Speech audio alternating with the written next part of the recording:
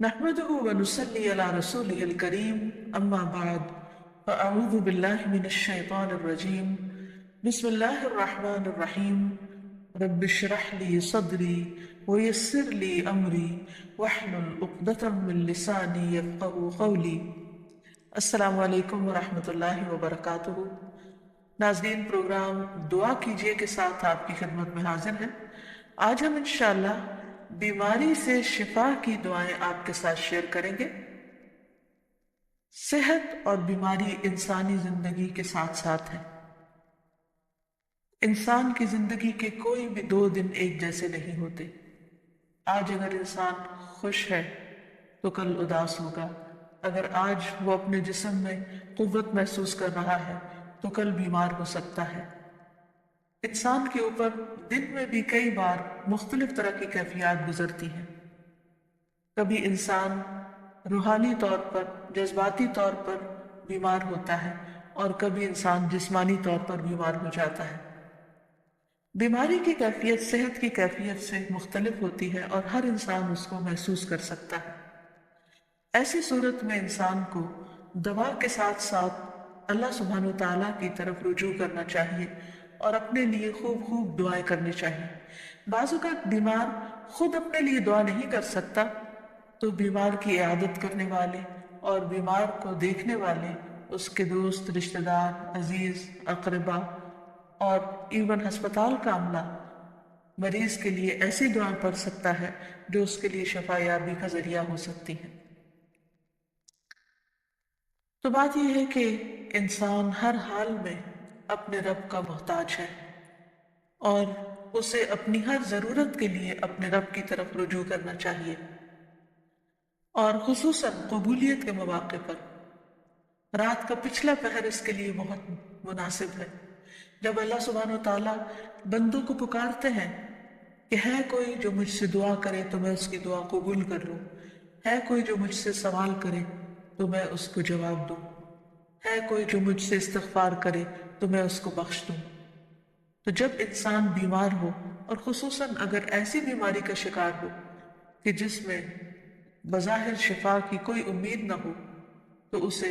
اور بھی زیادہ خشوع و خضوع کے ساتھ اور ایسے اوقات میں اللہ تعالیٰ کی طرف رجوع کرنا چاہیے کہ جلد از جلد صحت یابی ہو سکے. اور اس سلسلے میں کبھی بھی انسان کو اللہ تعالیٰ سے مایوس نہیں ہونا چاہیے. پھر یہ بات یاد رہے کہ جب انسان دعا کرے تو اس سے پہلے اللہ سبحانہ وتعالیٰ کی تعریف کے کلمات کہنا نہ بھولے. تو آئیے آج ہم آپ کو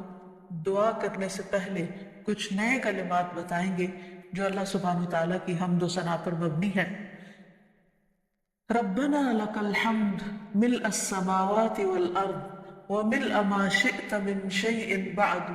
أهل الثناء والمجد أحق ما قال العبد وكلنا لك عبد اللهم لا مانع لما أعطيت ولا معطي لما منعت ولا ينفع ذا الجد منك الجد. اے ہمارے رب، تمام تعریفیں تیرے ہی لیے ہیں جن سے آسمان اور زمین بھر جائے اور اس کے بعد جو تو چاہے وہ بھی اس سے بھر جائے. تو ہی تعریف اور بزرگی کے لائق ہے. بندے جو کہتے ہیں تو ان کا سب سے زیادہ حقدار تو ہے اور ہم سب تیرے بندے ہیں. اے اللہ، جسے تو عطا کرنا چاہے اس سے کوئی روک نہیں سکتا اور جسے تو نہ دینا چاہے اسے کوئی دے نہیں سکتا، اور کسی مرتبے والے کی بزرگی تیرے سامنے کوئی فائدہ نہیں دے سکتی. یعنی اللہ سبحانہ وتعالیٰ کے علاوہ کوئی بھی اور ایسا نہیں ہو سکتا جو انسان کی مشکل کو آسان کر سکے. تاہی اس کے ساتھ ہم دیکھتے ہیں کہ بیماری کے اسباب کیا ہوتے ہیں، بیماریاں کیوں آتی ہیں. سب سے پہلی بات تو یہ کہ بیماری اللہ کے اذن سے آتی ہے. جب تک اللہ سبحانہ وتعالیٰ کا اذن نہ ہو انسان پر کوئی کسی قسم کی مشکل آ نہیں سکتی. قرآن مجید میں آتا ہے ما اصاب من مصیبت الا باذن اللہ. جو بھی مصیبت آتی ہے وہ اللہ کے اذن سے آتی ہے اور وہ تقدیر کا حصہ ہوتی ہے، اور اس میں اللہ سبحانہ وتعالیٰ کی حکمت اور مشیت کار فرما ہوتی ہے. اور وہ کیا ہو سکتی ہے؟ مثلاً اللہ تعالیٰ کسی بندے کے ساتھ بھلائی کا ارادہ کرتے ہیں، اس کے گناہ معاف کرنا چاہتے ہیں، اس کو کسی خاص چیز کی سمجھ دینا چاہتے ہیں، تو اسے تکلیف میں مبتلا کر دیتے ہیں، کیونکہ بعض اوقات انسان زندگی میں اتنا مصروف ہوتا ہے اپنے روزانہ کے روٹین کے کاموں میں کہ وہ ٹھہر کر، رک کر، خاموشی کے ساتھ، وقفہ لیے بغیر کوئی ایسی بات سوچتا نہیں کہ جو اسے سوچنی چاہیے، جو اللہ تعالیٰ چاہتے ہیں کہ وہ سوچے۔ تو جب انسان بیمار ہو جاتا ہے تو ایک اور کنڈیشن میں آ جاتا ہے، وہ آرام کی کیفیت میں آ جاتا ہے۔ ایسی صورت میں انسان کو وہ باتیں بھی سوچنے کا موقع مل جاتا ہے جو عام طور پر وہ نہیں سوچتا۔ پھر اسی طرح ہمیں ہمارا دین یہ بھی بتاتا ہے کہ بعض اوقات انسان پر بیماری یا کوئی بھی تکلیف اس کے اپنے ہاتھوں کی کمائی سے آتی ہے، یعنی اس کا اپنا کوئی گناہ یا قصور ہوتا ہے جس کی بنا پر اس سے وہ تکلیف پہنچتی ہے۔ قرآن مجید میں آتا ہے وَمَا أَصَابَكُم مِّن مُّصِيبَةٍ فَبِمَا كَسَبَتْ أَيْدِيكُمْ وَيَعْفُو عَن كَثِيرٍ، اور تمہیں جو بھی مصیبت پہنچی تو وہ اس وجہ سے ہے جو تمہارے ہاتھوں نے کمایا، اور وہ بہت سی چیزوں سے درگزر کر جاتا ہے۔ اسی طرح بعض اوقات انسان کی بیماریاں اس کے کسی گناہ کا نتیجہ ہوتی ہیں۔ عمر رضی اللہ عنہ نے جب عباس رضی اللہ عنہ سے بارش کی دعا کرنے کے لیے کہا تو انہوں نے کہا اے اللہ، بے شک مصیبتیں گناہوں کی وجہ سے ہی نازل ہوتی ہیں اور انہیں صرف توبہ ہٹا سکتی ہے۔ پھر اسی طرح ایک اور روایت میں آتا ہے رسول اللہ صلی اللہ علیہ وسلم نے فرمایا جب بھی کسی رگ یا آنکھ کو نقصان پہنچتا ہے تو وہ کسی نہ کسی گناہ کی وجہ سے ہوتا ہے، لیکن جو تکالیف اللہ تعالیٰ ویسے ہی ٹالتا رہتا ہے وہ کہیں زیادہ ہو جاتی ہے۔ پھر اسی طرح بعض بیماریاں انسانوں کے اعلانیہ گناہوں کی وجہ سے بھی ہوتی ہے، جیسے کہ ایک حدیث میں آتا ہے جب کسی قوم میں بدکاری عام ہو جاتی ہے اور وہ اعلانیہ اس کا ارتکاب کرتے ہیں تو ان میں طاعون اور ایسی مختلف بیماریاں پھیل جاتی ہیں جو کہ ان سے پہلے گزرے ہوئے لوگوں میں نہ تھی۔ ابو امامہ باہلی سے روایت ہے کہ نبی صلی اللہ علیہ وسلم نے فرمایا جس بندے کو بھی بیماری سے پچھاڑ دیا گیا ہو تو اللہ تعالیٰ اسے جب بیماری سے اٹھاتا ہے تو وہ پاک ہوتا ہے۔ تو یہ ایک حقیقت ہے کہ انسان کے گناہ اس کے لیے مشکلات کا سبب بنتے ہیں۔ امام ابن القیم الجوزیہ لکھتے ہیں، ان کی ایک مشہور کتاب ہے الداء والدواء، بیماریاں اور علاج، اس میں وہ کہتے ہیں کہ کوئی بھی گناہ ایسا نہیں کہ جس کے اثرات نہ ہوں۔ انسان سے چھوٹی یا بڑی جو بھی کوئی غلطی صادر ہوتی ہے اس کے نتیجے میں کچھ نہ کچھ اثرات اس کی زندگی پر ضرور پڑتے ہیں۔ ہاں اگر اللہ تعالیٰ معاف کر دے تو وہ اور بات ہے، ورنہ ہر گناہ کی ایک تاثیر ہوتی ہے، اور ان تاثیرات میں سے ایک چیز یہ ہے کہ انسان مختلف قسم کی بیماریوں میں مبتلا ہو جاتا ہے۔ اسی لیے ہم دیکھتے ہیں کہ جب انسان بیماری میں مبتلا ہوتا ہے تو اللہ تعالیٰ اس بیماری کو اس کے گناہوں کا کفارہ بنا دیتے ہیں۔ جیسے حدیث میں آتا ہے کہ جس مسلمان کو کانٹا چبھے یا اس سے زیادہ کوئی تکلیف پہنچتی ہے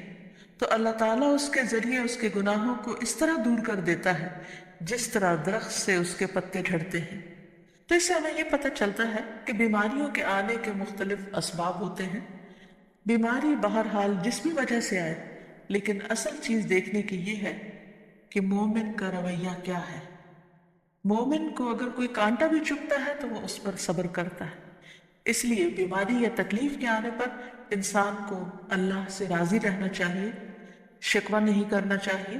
کیونکہ جو اللہ سے راضی ہو جاتا ہے کسی آزمائش پر، اللہ تعالیٰ بھی اس سے راضی ہو جاتا ہے۔ پھر اسی طرح اللہ تعالیٰ کا شکر ادا کرنا چاہیے، کیونکہ بیماری اس سے زیادہ شدید بھی ہو سکتی تھی۔ لہٰذا انسان کو اللہ تعالیٰ جس حال میں رکھے انسان اس پر شکر گزار رہے۔ پھر یہ کہ انسان کسی بھی بیماری میں کسی بھی قسم کی ہو اور زندگی کے کسی بھی حصے میں ہو اس میں مایوس نہ ہو، پر امید رہے کہ بیماری دور ہو جائے گی۔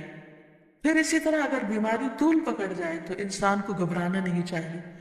کیونکہ ہر گزرنے والا لمحہ انسان کے درجات میں اضافے کا سبب بنتا ہے اور اس کے گناہ مسلسل جھڑتے چلے جاتے ہیں حتیٰ کہ انسان بالکل پاک صاف ہو جاتا ہے۔ پھر اسی طرح انسان کو بیماری کی حالت میں دوسروں سے شکوے شکایات نہیں کرنی چاہیے، کیونکہ بیماری اللہ کے اذن سے آتی ہے، اور جب انسان ہر ایک کے آگے رونے لگتا ہے تو گویا وہ اللہ تعالیٰ کا شکوہ کر رہا ہوتا ہے، جو چیز اللہ تعالیٰ کو پسند نہیں۔ پھر اسی طرح منہ سے برے الفاظ نہیں نکالنے چاہیے، بیماریوں کو کوسنا نہیں چاہیے، اور پھر ایسے الفاظ نہیں ادا کرنے چاہیے کہ مجھے لگتا ہے کہ اس بیماری میں میری زندگی چلی جائے گی، یا یہ کہ کسی مریض کی عیادت کے لیے جا کر اس کو اس قسم کی بات نہیں کرنی چاہیے، خواہ کتنی ہی خطرناک بیماری کیوں نہ ہو، ہمیشہ اسے امید دلانے چاہیے، کیونکہ مایوسی کے الفاظ اور برے بھلے اور منفی قسم کی باتیں اللہ تعالیٰ کو پسند نہیں، اور انسان ویسے بھی جیسے سوچتا ہے پھر اس کے ایکشن اس کے مطابق ہونے لگتے ہیں۔ اب یہ ہے کہ انسان بیماری میں دوا ضرور کرے، کیونکہ حدیث میں آتا ہے کہ اللہ تعالیٰ نے کوئی بیماری ایسی نہیں اتاری جس کے لیے دوا نہ اتاری ہو۔ ہاں، جسے معلوم ہو اسے معلوم ہوتا ہے، اور جسے نہیں معلوم ہوتا اسے نہیں معلوم ہوتا۔ بعض اوقات اللہ تعالیٰ ڈاکٹر کے دل میں ڈال دیتا ہے اور اس کا علاج اس کو سمجھ میں آ جاتا ہے، اور بعض اوقات وہ بیماری لا علاج ہوتی ہے، حالانکہ اس کا علاج موجود ہوتا ہے مگر کسی کو بھی علاج سمجھ میں نہیں آتا۔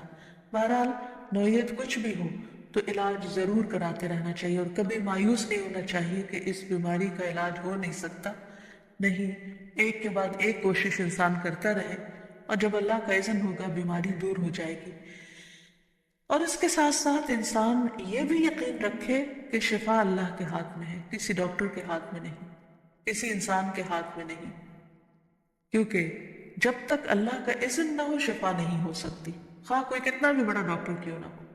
اسی لیے نبی صلی اللہ علیہ وسلم کی دعاؤں کے آخر میں آتا ہے کہ لا شفا الا شفا، کوئی شفا نہیں مگر تیری ہی شفا، یعنی جو اللہ سبحانہ وتعالیٰ اپنے بندے کو شفا عطا کرے۔ پھر اسی طرح یہ ہے کہ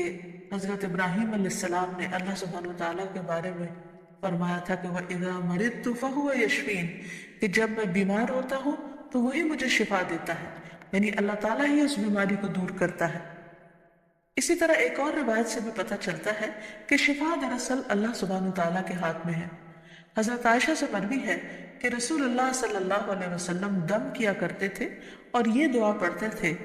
امسح البأس رب الناس بیدک الشفاء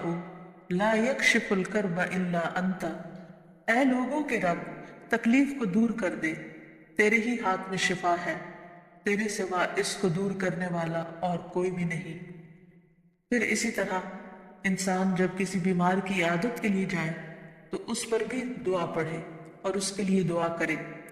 رسول اللہ صلی اللہ علیہ وسلم نے فرمایا، جو مسلمان کسی ایسے بیمار کی عیادت کے لیے اس کے پاس آئے جس کی موت کا وقت قریب نہ آیا ہو، اور 7 مرتبہ یہ پڑھے، اسأل اللہ العظیم رب العرش العظیم ان یشفی فلانا من وجعہ، میں اس عظمت والے اللہ سے سوال کرتا ہوں جو عرش عظیم کا رب ہے کہ فلاں کو اس کی تکلیف سے شفا عطا فرمائے، تو اللہ عز و جل اسے شفا عطا فرما دیتا ہے۔ اور پھر ہم دیکھتے ہیں کہ تمام انبیاء اپنی بیماریوں میں، تکلیفوں میں اللہ تعالیٰ کو پکارتے تھے، جیسا کہ ایوب علیہ السلام کی دعا قرآن مجید میں آتی ہے۔ اور ایوب جب اس نے اپنے رب کو پکارا کہ بے شک مجھے تکلیف پہنچی ہے اور تو رحم کرنے والوں میں سب سے زیادہ رحم کرنے والا ہے، تو ہم نے اس کی دعا قبول کر لی، بس اسے جو بھی تکلیف تھی اسے دور کر دیا، اور اسے اس کے گھر والے اور ان کے ساتھ ان کی مثل اور عطا کر دیے